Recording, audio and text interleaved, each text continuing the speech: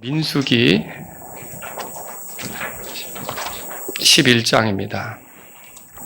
16절은 제가 읽고 17절은 다 같이 함께 한 목소리로 읽겠습니다. 이에 주께서 모세에게 이르시되 이스라엘의 장로들 중에서 내가 백성의 장로와 그들을 다스리는 관원들로 알고 있는 자 70명을 내게로 모으고 회중의 성막으로 데려와 거기에서 그들이 너와 함께 서게 하라. 내가 내려와 거기에서 너와 말하고 내 위에 있는 영을 취해 그들 위에도 있게 하리니 그들이 너와 함께 백성의 짐을 담당하여 내가 너 홀로 그것을 담당하지 아니하리라. 아멘. 자, 오늘은 제가 그 구약 시대에도 성도들에게 성령님이 함께 하셨다, 이런 제목으로 말씀을 드릴게요. 자, 흔히 어떤 분들은 구약 시대는 하나님 아버지의 시대, 그리고 예수님 공생애 할 때 예수님 시대는 아들 시대, 그리고 지금은 성령님의 시대, 이렇게 이제 구분을 하는데, 자, 그건 바람직하지 않다고 말씀드렸습니다. 왜냐하면 구약 시대는 그러면 성령님이 활동하시지 않으셨는가? 아니죠? 구약 시대에는 그러면 아들이 등장하지는 않는가? 그것도 아니죠. 분명히 육체로 오시진 않았지만 주의 천사의 모습으로, 이렇게 메신저의 모습으로 이렇게 나타날 때도 있었던 거죠. 그러니까 삼위 하나님은 구약 시대든지 예수님이 함께 그 지상에서 사람들과 더불어 살면서 활동하실 때든지 지금 동일하게 삼위 하나님은 언제나 활동하고 계신 겁니다. 자, 이스라엘이 아직 큰 민족을 이루기 전에 그 이스라엘 하면 누굽니까? 이스라엘의 원래 인물은 야곱이죠. 야곱이 이스라엘이라는 이름을 갖게 된 거잖아요. 이 이스라엘이 민족을 이루기 전에 그 땅에 기근이 들었을 때 이제 이 사람들이 그 식량을 구하기 위해서 이집트로 내려갔죠. 거기서 결국 요셉을 만났고 죽은 줄로 알았던 그 요셉에 의해서 그들이 이제 생명을 보존하게 되는 그런 일이 있었잖아요. 근데 이집트에서 이 이제 기근이 있기 전에 먼저 풍년이 있었습니다. 그리고 그 풍년이 있기 전에 파라오가 꿈을 꿨어요. 꿈을 꿨는데 어떤 꿈이냐? 매우 잘생기고 살찐 소 7마리가 아주 삐짝 마른 소 7마리에게 삼켜지는 거. 그리고 또 아주 튼튼하고 그 알갱이가 이제 토실토실 맺힌 그런 이삭이 아주 빈약하고 파리한 그런 이삭에게 이렇게 삼켜지는 거. 이런 거. 꽉 찬 이삭 7개가 동풍에 마른 이삭 7개에게 삼켜지는 거. 이런 꿈을 이제 꿨던 거죠. 그리고 이런 꿈을 이게 도대체 무슨 꿈일까? 이제 알고 싶었는데, 아무도 그 꿈을 해석할 수가 없었죠. 근데 그때 그 꿈을 해석한 사람이 있었어요. 여러분, 요셉이죠, 요셉. 요셉이 그 꿈을 해석했을 뿐만 아니라 이 일로, 이제 하나님께서 하실 일이 이제 분명하니까 이 일로 그냥 넘어가서는 안 되고 준비하셔야 됩니다. 그래서 이제 지혜로운 사람 하나를 세워서 어떻게 식량을 비축하고 이렇게 된다는 걸 얘기했던 거예요. 자, 근데 그때 파라오가 이 모든 되어지는 과정을 쭉 살펴본 뒤에 자기 신하들 앞에서 요셉에 대해 이런 말을 합니다. 여러분이 읽었을 텐데 창세기 41장 38절에 이 사람처럼 하나님의 영이 거하는 사람을 우리가 찾을 수 있으리요. 자, 누가 거한다고요? 하나님의 영이 거한다. 자, 이거는요, 이 파라오가 생각하기에 이 사람이 이렇게 지혜로운 거는 이 사람의 지혜가 아니라 하나님께서 주신 지혜다라고 생각했던 거죠. 자, 이렇게 세상 사람의 눈에도 이 사람은 하나님의 영이 거하는 사람이 틀림없다, 이렇게 생각될 정도였다라고 하는 거죠. 여러분, 성령님이 성도들과 함께 할 때, 어떤 사람과 함께 할 때 그 사람은 지혜롭게 처신하게 됩니다. 지혜롭게 어떤 일들을 풀어가게 되는 거죠. 이걸 발견할 수 있어요. 자, 구약시대에 성령님이 함께 하신 사람들을 살펴보려고 하는데 굉장히 많아요. 굉장히 많은데 여러분 관심 갖고 한번 찾아보셨습니까? 누가 성령님이 함께 하시는 사람이었는지. 오늘 여러분들이 그거를 좀 기억하기 좋게 제가 크게 3가지 부류로 나눠서 말씀을 드리려고 합니다. 첫 번째는요, 이스라엘을 위한 지도자들에게 성령님이 함께 하셨어요. 자, 민수기 11장 거기 지금 우리가 읽었는데 모세와 70명의 장로들에게 성령님이 임하신 내용이 소개되고 있습니다. 근데 왜 이렇게 됐느냐? 그 앞에 보실래요? 14절에 우리 함께 읽어보죠. 14절 읽겠습니다. 나 혼자서는 온 백성을 감당할 수 없사오니 이는 그 일이 내게 너무 무겁기 때문이니이다. 제가 그 성경에 나오는 목양자 중에 정말 대단한 목양자를 꼽으라면 모세라고 이렇게 생각해요. 모세, 쉽게 말하면 신도수가 어마어마합니다. 이스라엘 백성 전체가 모세를 따른 거 아닙니까? 그렇죠? 남자만 몇 명이었어요? 60만 명이라 그랬잖아요. 60만 명. 어마어마한 수를 이 목양자가 데리고 가는 거예요. 양무리처럼 이끌고 가는 거죠. 근데 그게 쉬운 일이 아니잖아요. 그러니까 너무 어려우니까 14절 같은 말씀을 한 거예요. 나 혼자 이 온 백성을 감당할 수 없습니다. 이 짐이 이 일이 내게 너무 무겁습니다. 이렇게 한 거죠. 그때 하나님께서 모세에게 그러면 백성의 장로들을 모아라. 그 관리들을 모아라. 70명을 모으라는 거예요. 그래서 그 70명을 데려오라고 하는 거죠. 16절에 다 같이 읽겠습니다. 이에 주께서 모세에게 이르시되 이스라엘의 장로들 중에서 내가 백성의 장로와 그들을 다스리는 관원들로 알고 있는 자 70명을 내게로 모으고 회중의 성막으로 데려와 거기에서 그들이 너와 함께 서게 하라. 자, 왜 이렇게 70명을 데려오라고 했을까요? 이제 더는 모세 혼자 이스라엘 백성을 이끄는 일을 하는 게 아니라 이 70명이 같이 하게 될 거라는 거예요. 이 70명이 같이 모세를 도와서 이스라엘 백성을 이끄는 일을 하게 된 거죠. 그런데 모세를 세우신 하나님께서 이 70명도 그렇게 이스라엘 백성을 이끄는 일에 기회를 갖게 하실 때 그들을 그냥 세우는 게 아니라 그들에게 성령님이 임하게 하셨다는 거죠. 성령님이 임하게 하셨어요. 근데 어떻게 임하게 하시느냐? 17절을 다 같이 읽습니다. 내가 내려와 거기에서 너와 말하고 내 위에 있는 영을 취해 그들 위에도 있게 하리니 그들이 너와 함께 백성의 짐을 담당하여 내가 내 홀로 그것을 담당하지 아니하리라. 자, 주님이 모세 위에 있었던 영, 그러니까 모세는 성령님이 함께 하시는 사람입니까? 네, 그렇죠. 그러니까 지혜롭게 또 권능 있게 이스라엘 백성을 이끌 수가 있었던 거예요. 그런데 모세에게 성령님이 함께 하셨는데 이제 모세에게 있었던 영을 어떻게 합니까? 그 70명에게도 준다는 거예요. 근데 여러분, 모세에게 있는 걸 주면 모세에게 있는 건 사라집니까? 모세에게 있는 영을 주는데 성령님은 그러면 여러분입니까? 성령님은 하나시죠. 한 분이세요. 근데 여러분, 촛대가 있잖아요. 내가 초 위에 이렇게 불이 타고 있어요.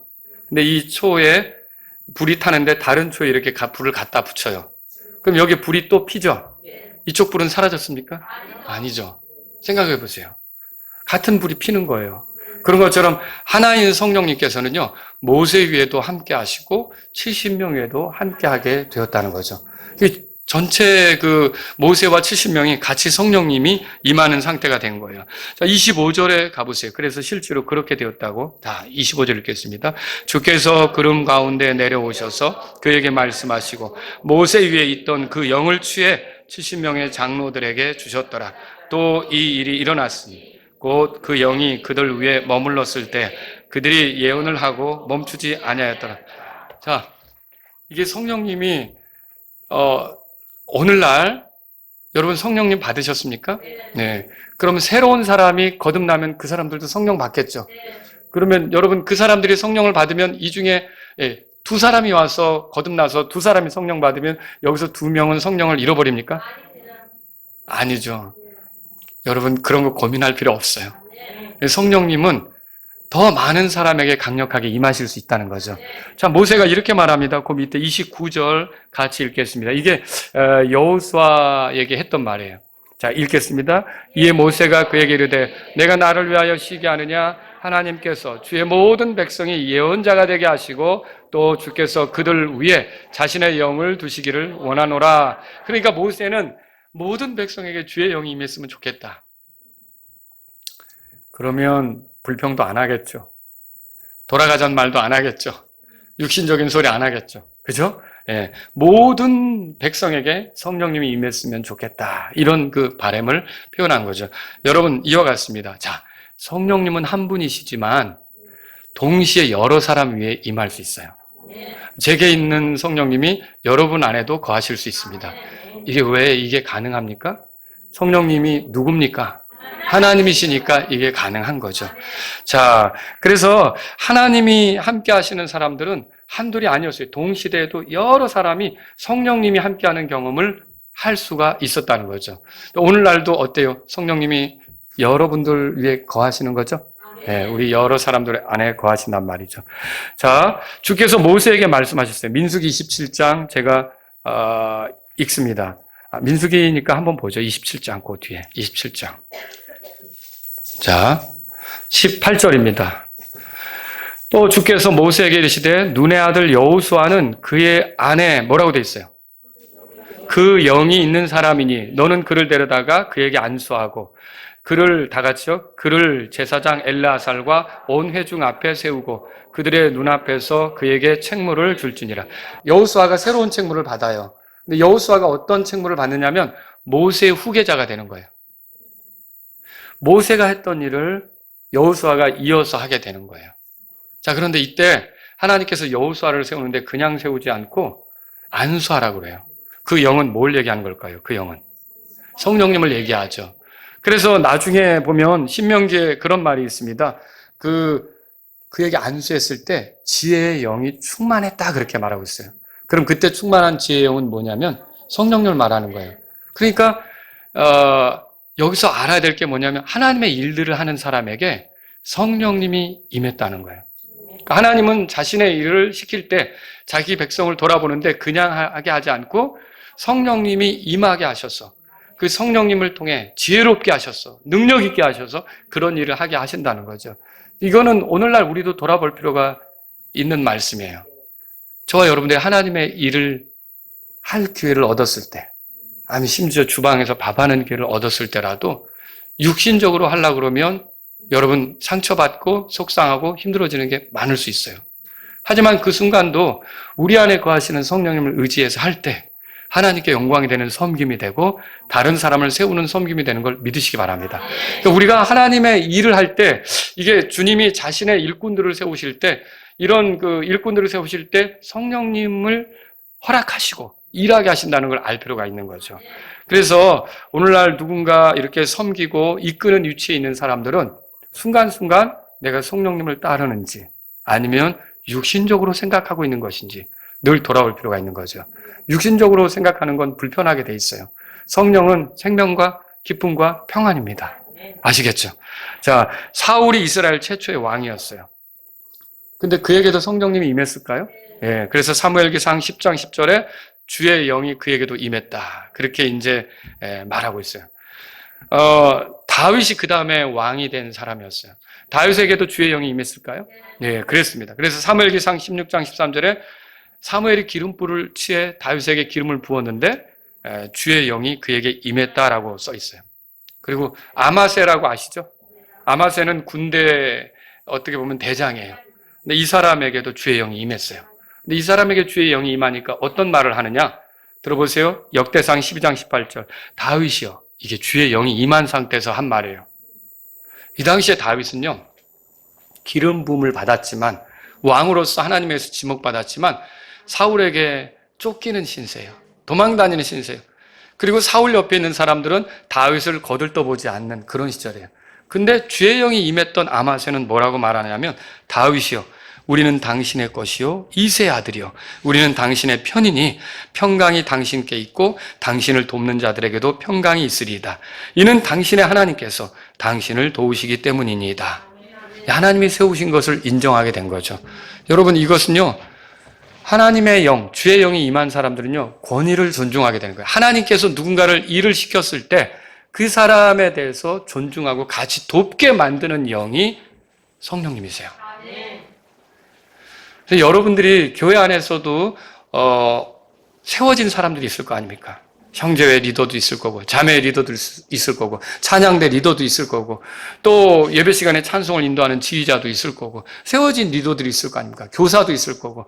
여러분이 이런 교사들 혹은 뭐 인도자들 이런 사람들을 잘 돕고 따르려고 하는 거는요, 권위를 존중하게 하신 성령님을 여러분이 존중하는 거라고 생각하셔야 돼요. 그렇지 않으면 여러분이 생각해 보세요. 내가 혹시 성령님을 따라 이런 식의 행동하는가? 성령님을 따라 이런 표현을 하는 건가? 성령님을 따라 이런 말을 하는 건가? 어느 때는 육신적일 때가 있어요. 그래서 좀 방해 놓고 싶은, 그래서 좀 일이 흐트러지게 하고 싶은, 여러분 이거는 하나님께서 기뻐하지 않는 거라는 거죠. 그럼 성령님이 임하시면 어떻게 할까요? 성령님은 이렇게 권위를 존중해요. 그래서 집에서 성령님의 인도를 받는 자녀들은 어떨까요? 부모님에게 순종하죠. 부모님에게 순종해요. 성령님에게 인도를 받고 있는 아내들은 어떨까요? 남편들에게 복종하죠. 그렇죠? 그러죠. 성령님의 인도를 받고 있는 그 고용된 사람은 어떨까요? 자기를 고용한 사람에게 잘 따르죠.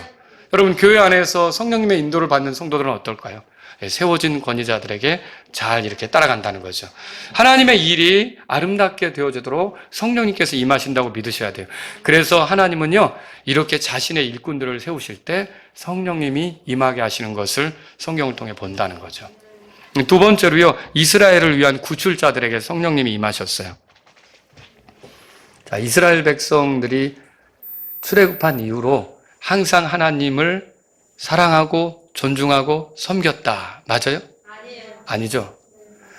여러분 가운데 사사기를 읽다가 정말 대단한 사람들이야. 어떻게 이렇게 살지? 하나님의 은혜로 출애굽하고 가나안 땅 얻고서 정말 하나님만 섬기면 얼마나 좋아. 근데 이 모양이 뭐야? 여러분 성경 읽으면 맨날 다른 민족에게 넘겨줘서 고통하는 시절들이 있잖아요. 그 왜 다른 민족에게 넘겨줘서 고통하는 거예요? 그들이 하나님께로 향해야 되는 마음을 잃어버린 거죠. 주변의 민족들이 섬기던 그런 우상들을 가져다가 섬기는 거죠. 하나님의 속을 긁는 거예요. 하나님을 대적하는 거죠. 그럴 때마다 하나님이 그것을 바로잡혀지도록 어떻게 합니까? 다른 민족에게 넘기는 거예요. 그럼 그게 사사기를 읽어보시면 한 번 딱 되고 말았다. 그게 아니에요. 그게 반복이 돼요. 그게 반복이 돼요. 그럴 때마다 여러분은 참 답답한 사람들일세. 그러다가 어느 날 깨닫죠. 이게 내 모습일세. 그 깨닫죠. 그것이 우리의 모습이 되는 거예요. 근데 보세요. 이게 놀라운 게 뭐냐면 그들이 이방 민족에게 넘겨줬다가 자기들이 가진 거 다 빼앗기고 고통하고 이렇게 하면서 그때 우리가 잘못했다. 우리가 이렇게 하면 안 되는 거였는데 신음하는 거예요. 그럼 하나님 어떻게 하시죠? 그들에게 구출자를 보내세요. 재판관이라는 구출자를 보내세요.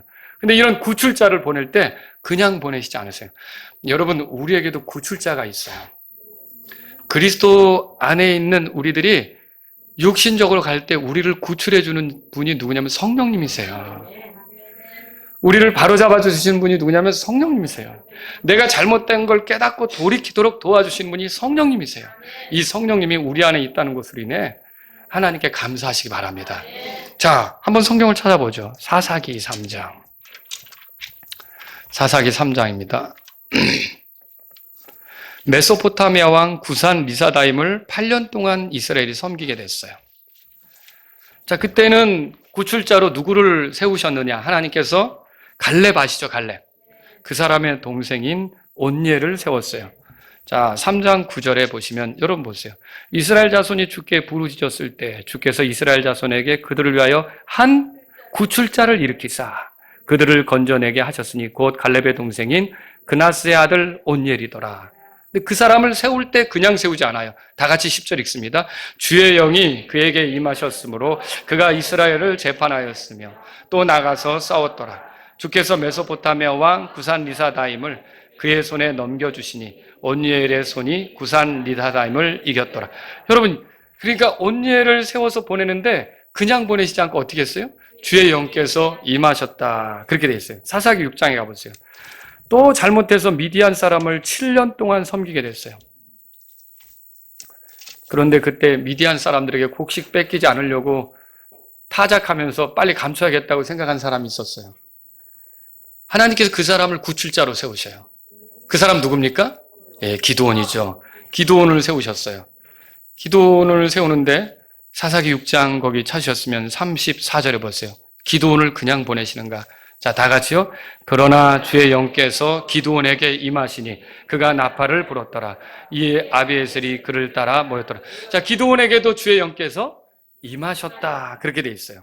또 여러분, 암몬 자손들이 이스라엘을 괴롭힐 때였어요. 그때 길르앗 사람 입다를 구출자로 삼으셨어요. 사사기서 11장 가보세요. 사사기 11장. 자, 입다 아시죠? 예, 입다를 그냥 보내시는가. 29절 다 같이 읽습니다.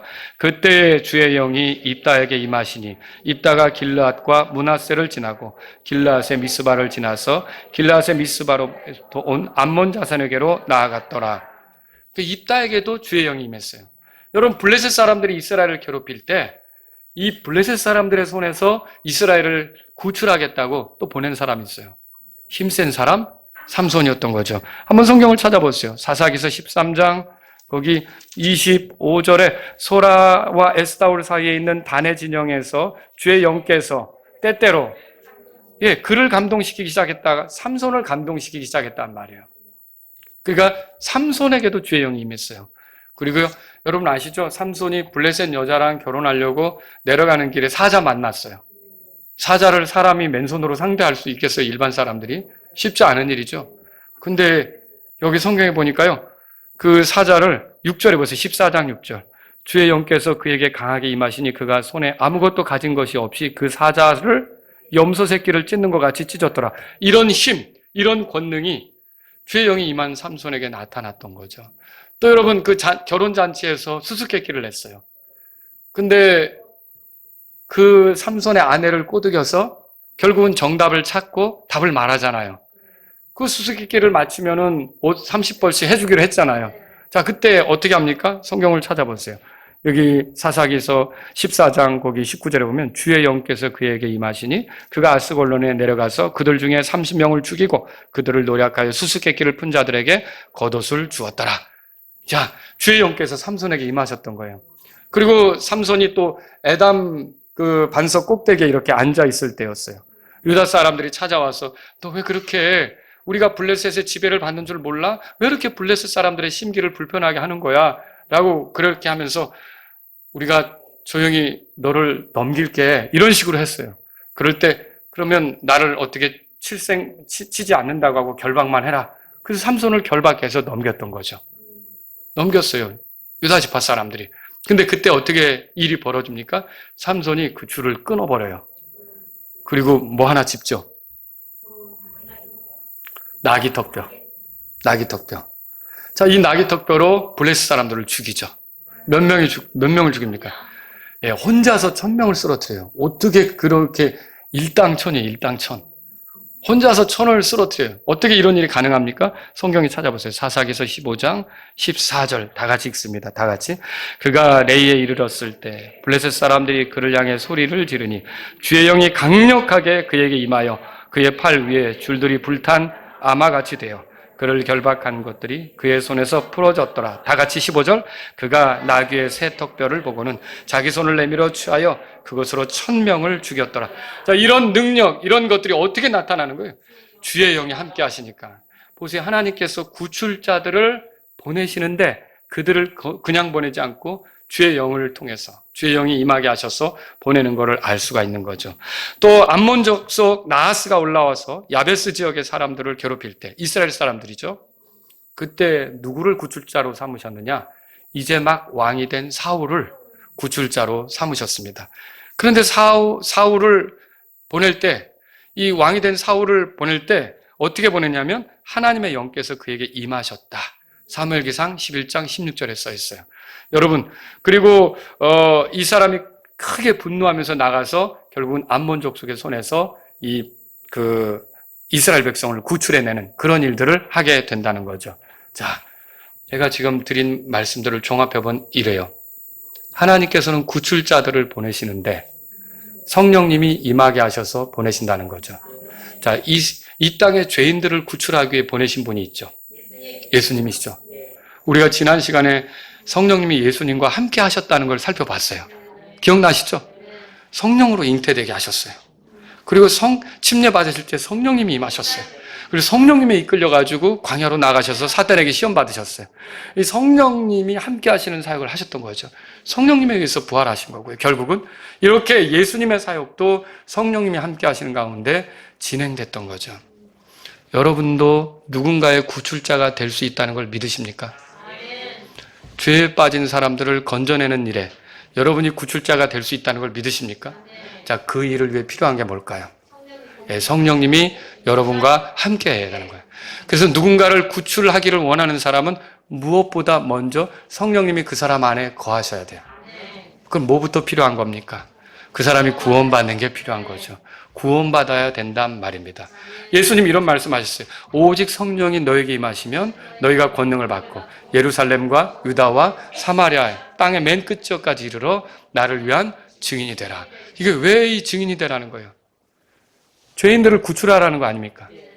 이렇게 누군가를 구출하려고 하는 사람들은 성령님이 함께 하실 때만 그 사역이 가능하다는 거죠. 그래서 저와 여러분들은요, 이게 복음을 전하려고 할 때 우리의 말솜씨, 우리의 어떤 지혜 이런 것이 아니라 성령님이 함께 하신다는 사실을 알고 기도하셔야 돼요. 그리고 하나님의 도우심을 구하셔야 돼요. 그렇게 해서 우리가 일을 할 수 있다는 걸 아시기 바랍니다. 세 번째로요. 자, 하나님이 세우시는 일꾼들, 그리고 하나님이 세우시는 구출자들, 세 번째로요. 하나님이 세우시는 예언자들도 성령을 임하게 하셔서 예언하게 하셨어요. 자, 발람에 대해서 좀 얘기하고 싶어요. 발람은 대가를 받고 점치는 사람이었어요.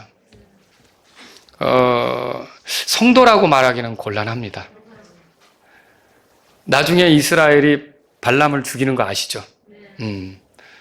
그런데 발락 왕, 모압 왕이 볼 때 이스라엘이 두려운 거예요. 소가 풀을 핥아 먹는 것처럼 점점 그에게 다가오거든요.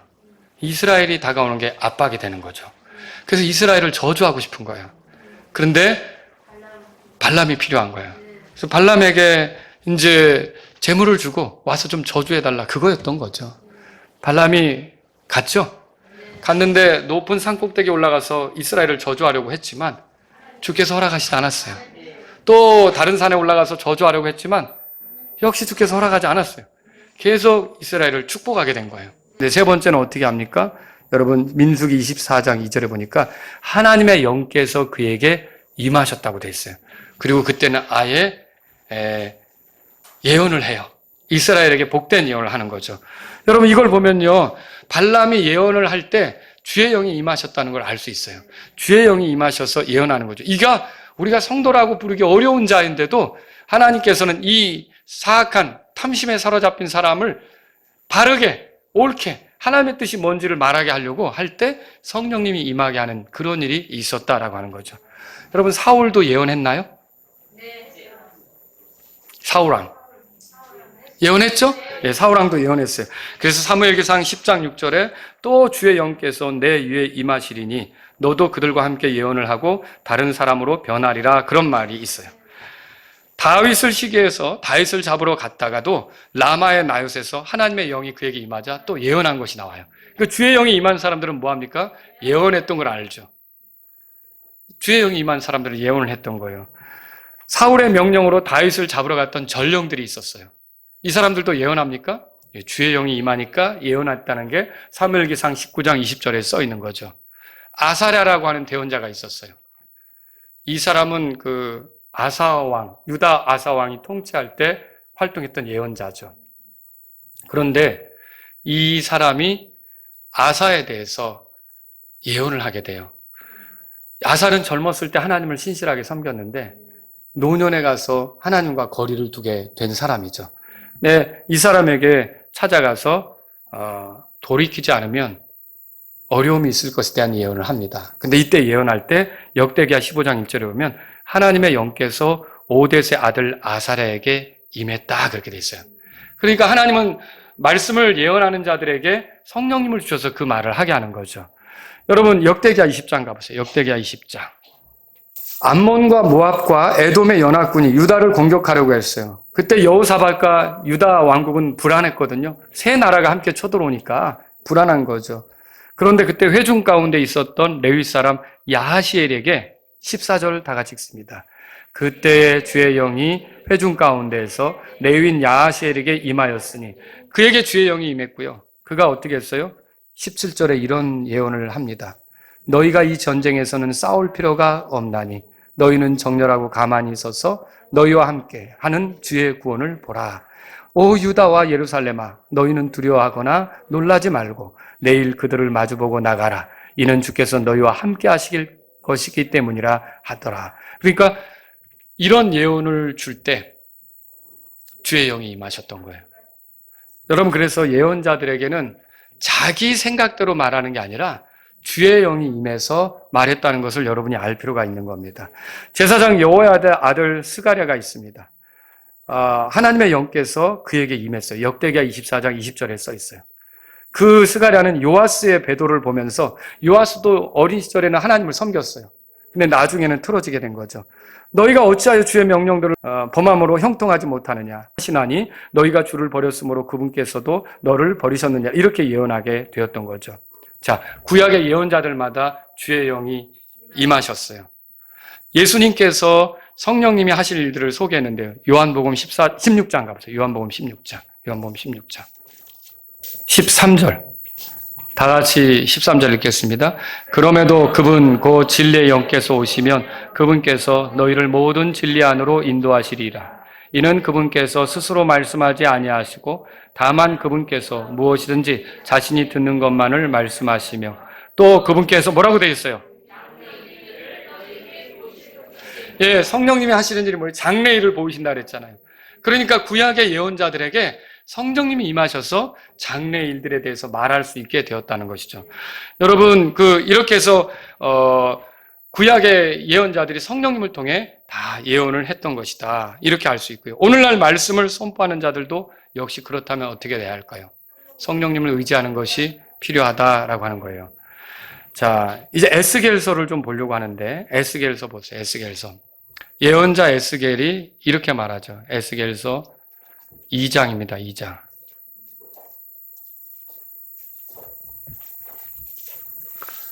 2절에 그분께서 내게 말씀하실 때에 뭐라고 돼 있어요?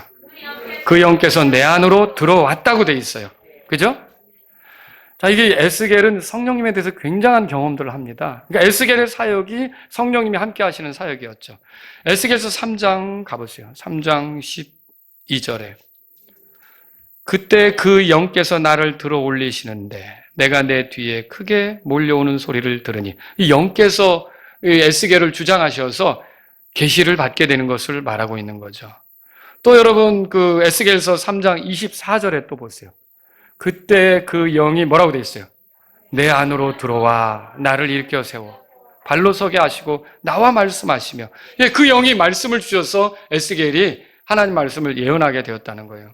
또 에스겔서 37장에도 가보세요. 에스겔서 37장 1절에 다 같이 읽겠습니다. 주의 손이 내 위에 임하여 나를 주의 영 안에서 데려다가 뼈가 가득한 골짜기 가운데 나를 넣으시고, 예, 이게 에스겔 사역은 주의 영을 떠나서 있을 수 없는 거죠. 그래서 여러분, 이렇게 구약의 예언자들이 성령님이 함께 하시는 가운데 예언했다, 이렇게 볼 수 있고요. 다윗은 죽기 전에 이렇게 말했어요. 사무엘기하 23장 2절인데 주의 영께서 나를 통하여 말씀하셨으니 그분의 말씀이 내 혀에 있도다. 그가 한 말이 누구를 통해 한 말이라고요? 주의 영을 통해서 한 말이다. 성경 기록이 실제로는 주의 영의 작품인 거죠. 어떻게 보면. 그렇죠. 그렇게 된 거예요. 이렇게 성령님은 예언자들 안에 거하시면서 예언을 주셨어요. 그래서 베드로가 뭐라 그래요? 베드로전서 1장에서 그리스도의 영께서 그들 안에 있어서 그리스도가 언제 죽을지, 영광이 어떻게 될지 이걸 계시했다고 돼 있잖아요. 그러니까 구약의 예언자들 안에 성령님이 계셨다, 이거를 알 수 있는 거죠.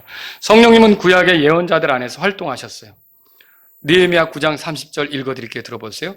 주께서 여러 해 동안 그들을 참으시고 또 주의 예언자들 속에 있는 주의 영으로 그들에게 증언하시되, 주의 예언자들 속에 있는 그들의 영, 이렇게 말했어요. 또 미가서 3장 8절에 보면 미가가 이스라엘에게 그들의 범법과 죄를 알게 하는 것은 주의 영으로 인해 하는 일이다라고 이렇게 성경에 말하고 있어요. 또 스가랴서 7장 12절에 만군의 주가 이전 예언자들을 통해 자신의 영으로 보낸 말씀들 그랬어요. 그러니까 말씀들이 다 주의 영을 통해 왔다 이렇게 말하고 있는 거죠. 자, 구약 시대에도 주의 영이 활동하셨죠. 성도들하고 함께 하셨던 거예요. 하나님의 일꾼들, 또 하나님의 구출자들, 또 하나님의 예언자들, 이들에게 함께 하셨던 거죠. 자, 말씀을 정리해 봅니다. 주의 영은 구약 시대에 특별한 사람들 위해 임했어요. 이스라엘을 위한 지도자들, 구출자들, 혹은 하나님의 뜻을 들려주는 예언자들 위해 성령님이 임했어요. 그 성령님은 하나이시지만 동시에 여러 사람 위에 임할 수 있습니까? 예, 그렇습니다. 오늘날도 마찬가지고요. 주의 영은 그분이 함께 하신 사람들을 강하게 하시고 지혜롭게 했어요. 주의 영이 임한 사람들의 특징들을 보세요. 자기들에게 맡겨진 일들을 해나가는 거예요. 권능 있게 해나가는 거예요. 지혜롭게 해나가는 거죠. 그래서 주님의 일을 할 때 그들은 그들의 잔꾀, 그들의 힘, 그들의 어떤 물질, 사람 뒷배경 이런 걸 의지한 게 아니라 그저 하나님을 의지해서 나아갔던 것이죠. 여러분, 주의 영이 임한 사람들은 대개 하나님 편에서 일한 사람들이죠. 그렇죠? 발람 같은 그런 사람도 있고 때로는 사울 같은 그런 사람도 있지만 대개는 하나님 편에서 일한 사람들이 주의 영이 임하셨던 걸 알 수가 있어요. 자, 구약시대 주의 영이 임한 사람, 주의 영이 그 안에 거한 사람, 주의 영이 그 위에 거하는 사람. 주의 영이 구약시대에도 사람 안에 들어갈 수 있나요? 들어갈 수 있다는 거 우리가 성경에서 봤죠. 위에도 임하신다고 그랬고요. 자, 함께 하신다는 거예요. 그런데 여러분이 알고 있는 사울 왕, 주의 영이 임했죠. 그런데 사울이 불순종한 거 아시죠? 그러자 사무엘기상 16장 14절에서는 주의 영께서 그를 떠나셨다 그렇게 써 있어요. 근데 여러분은 어떻습니까? 사울과 비슷한 불순종을 우리가 할 수도 있어요. 근데 지금 이 시절 여러분 안에 거하시는 성령님은 떠나가실 수 있습니까? 여러분 여기에 대해서 어떤 걸 느끼십니까? 더 귀한 거죠. 우리에게 성령님이 계속 함께 하신다는 게 얼마나 큰 복입니까? 그렇죠? 다윗은 이렇게 기도한 적도 있어요. 우리아의 아내 바세바를 범한 뒤에 주의 거룩한 영을 내게서 거두지 마옵소서. 주의 영이 떠나갈까 봐. 예, 그렇게 했던 거죠. 그런데 오늘날은 그렇지 않습니다. 성경을 찾아보세요. 요한복음 14장.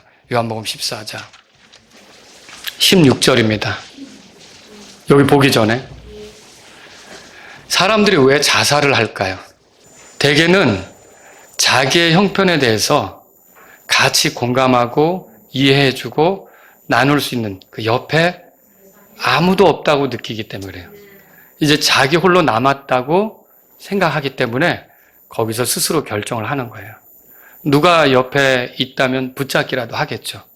근데 여러분은 어떻습니까? 예, 여러분은 굉장히 복받은 분들이에요. 제가 우리 예수님을 생각해 봅니다. 예수님은 슬픔의 사람이었습니다. 왜 예수님을 슬픔의 사람이었다고 할까요? 진짜 슬픈 일을 당하셨어요. 그분이 하나님이셨는데, 그분이 이 땅에 오셨는데 사람들이 그분을 알아보지 못했죠. 그분을 조롱했죠. 비난했죠. 그분을 고소하고요. 그분을 때렸어요. 그분을 채찍질했어요. 그분에게 침 뱉었어요. 그분을 무시했어요. 그분을 모욕했어요. 그리고 십자가에 못 박았죠. 여러분, 이거 엄청난 슬픔 아닙니까? 자, 우리가 잘못해서 매를 맞는다면 내가 잘못했어요 라고 할 수 있어요. 근데 지금 예수님이 이렇게 당하는 건 예수님 자신 때문입니까? 결코 아니죠. 누구 때문이에요? 여러분 때문이에요. 나 때문이고 우리 때문이에요. 그렇죠? 우리의 죄 때문에 예수님께서 그 고통을 당하신 거예요. 그런데 정말로 슬픈 게 뭔지요? 제가 아까 얘기했죠? 아무도 없는 고독한 환경 속으로 들어가는 거예요. 자기만 혼자 남는 거예요. 여러분, 그 순간을 예수님이 겪으셨습니까? 겪었어요. 십자가에서 예수님이 죽으실 때 절규하셨죠? 엘리 엘리 라마 사박다니, 나의 하나님 어찌하여 나를 버리셨나이까. 여러분, 그 순간만큼은 예수님 곁에 아무도 없었어요. 여러분 생각해 보세요. 내가 아플 때, 병원에 있을 때 간호사도 옆에 있고 의사도 옆에 있어요. 내가 집에 누워있으면 나를 돌아보겠다고 어머니도 옆에 있고 아들들도 옆에 있고 가족들이 옆에 있어요. 내가 좀 힘들 때 기도해 주겠다고 나서는 사람들이 옆에 있어요. 교회 생활하면서 여러분 힘들고 어려운 순간에 우리가 왜 교제합니까? 옆에 있는 사람들이 나에게 위로가 되고 격려가 되니까 그렇게 하는 거 아니에요. 근데 여러분, 예수님에게는 아무도 없었던 순간이 있었어요. 그게 어떤 순간이에요? 십자가에서 고통당할 때 하나님조차도 그분을 외면했어요. 하나님조차도 그분에게 긍휼의 눈길을 주지 않았어요. 하나님조차도 고개를 돌리셨고요. 하나님조차도 모른 척 하셨어요. 철저히 그 고통을 당하게 하신 거죠. 여러분, 이게 얼마나 큰 슬픔입니까? 이게 가벼운 일입니까? 결코 그렇지 않아요. 그런데 이렇게 그 고독 속에, 그 혼자인 속에, 그 슬픔 속에 있었던 분이 구원받은 우리에게는 절대로 그렇게 하지 않겠다고, 절대로 그렇게 하지 않겠다고 우리에게 허락하신 분이 성령님이세요. 그 성령님의 이름이 뭡니까? 위로자세요. 위로자. 그래서 여러분과 저는 이제 내가 어떤 슬픔을 만나도, 어떤 고독한 순간을 만나도, 그 누가 나를 알아주지 않는 그런 순간을 만나도 예수님 같은 순간은 없다는 걸 아셔야 돼요. 나의 하나님, 나의 하나님, 어찌하여 나를 버리셨나이까라고 말할 수 있는 그런 순간은 여러분에게는 없습니다. 그 힘든 순간에 하나님 하고 찾으면 하나님께서 긴급하게 여러분의 부르심에 응답할 거예요. 하나님께서 여러분이 부르는 것을 외면하지 않을 거예요. 왜 그래요? 성령님을 통해 이미 함께 하시기 때문에. 그 위로자로 함께 하시는 거죠. 그래서 예수님께서 그 고통을 당하시면서 우리에게는 절대 그런 그 고아처럼 버려지는 일, 고독한 일, 아무도 돌아보지 않는 그런 상태에 있는 그런 일이 없도록 하기 위해서 우리에게 성령님을 허락하신 거죠. 여러분은 힘들어도 용기를 내셔야 합니다. 여러분은 힘들어도 하나님께 감사를 하셔야 됩니다. 근데 이 성령님은요, 사울이 잘못했을 때 사울을 떠나셨다 그랬잖아요. 다윗이 잘못했을 때 주의 영을 내게서 거두지 마옵소서라고 했잖아요. 이게 오늘날 구원받은 우리에게서 떠나가십니까? 그렇지 않다는 거죠. 여러분, 구원을 잃어버릴 수 없는 이유는 성령님이 떠나시지 않기 때문이에요.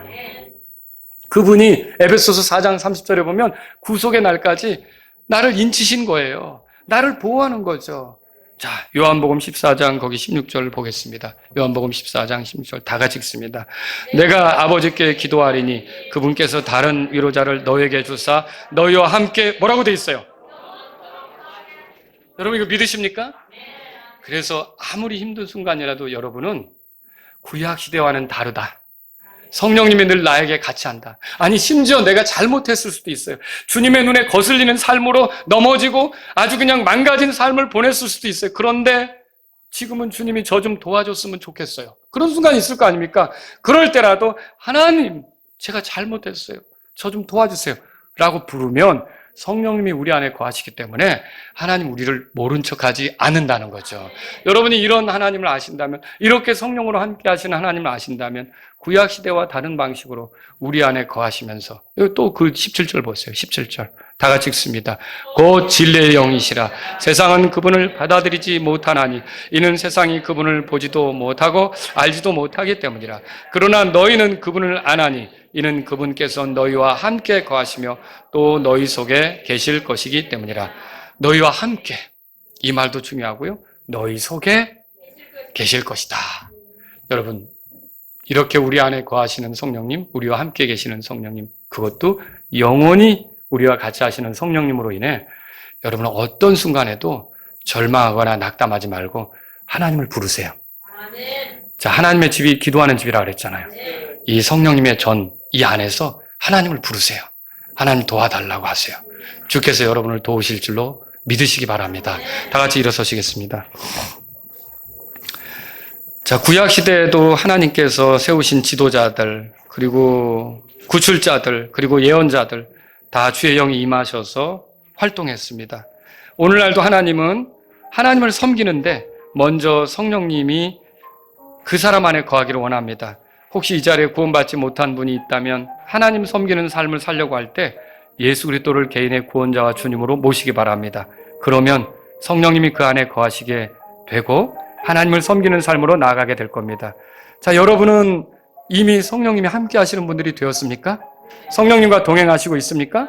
그렇다면 아무리 어려운 순간에라도 절망하거나 낙심하지 말고 하나님 하고 여러분 안에서 성령님의 전인 하나님의 집인 여러분 안에서 하나님을 부르시기 바랍니다. 혹시 이 시간 하나님 너무 어렵습니다. 너무 힘듭니다. 저를 도와주셔야겠습니다. 하나님의 도움이 필요합니다. 이런 분이 있다면 이 시간 주님 앞에 나아가시지 않겠습니까? 성령님을 통해 나와 함께 하신다고 했는데, 나를 위로하신다고 했는데, 내가 주님의 위로가 필요하고 주님이 함께 하심이 필요합니다. 저를 도와주시고 인도해 주십시오 라고 기도하시지 않겠습니까? 여러분 이 시간 주님을 의지해서 나아가시길 바랍니다.